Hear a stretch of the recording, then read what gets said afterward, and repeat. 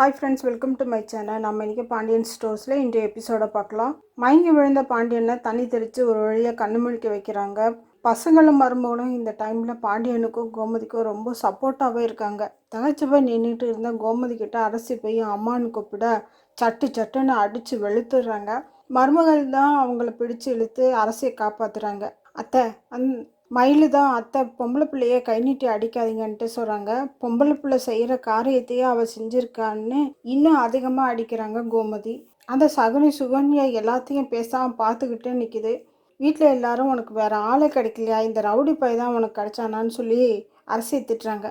டேய், எப்பவும் ஃபோன் பேசிகிட்டே இருந்தா ஃபோனை எடுத்து செக் பண்ணடா அப்படின்னு சொல்லிட்டு சொன்னதும் ஒரு வழியாக பேக்லேருந்து ஃபோனை எடுத்து செக் பண்ணால் குமாருங்கிற பேரே இல்லை.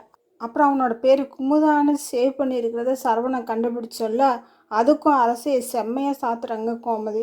ஃபோனில் குமார் அரசுக்கு கிஃப்ட் அனுப்பின ஃபோட்டோவை பார்த்துட்டு அம்மா அவன் கிஃப்டெல்லாம் கொடுத்துருக்கான்ட்டு சரவணன் சொல்ல, கோமதி அரசியோட பீரோவை செக் பண்ணுறாங்க. ட்ரெஸ்ஸு கொலுசு 2 பேர் சேர்ந்து எடுத்த ஃபோட்டோவை கிஃப்டாக கொடுத்ததுன்னு ஏகத்துக்கு கண்டுபிடிச்சி கோமதி பயங்கரமாக கொந்தளிக்கிறாங்க. தங்க தட்டில் தாங்கின அரசியை இந்த விவகாரம் அந்த வீட்டிலேயே அந்நிய ஆள் மாதிரி பண்ணிடுச்சு.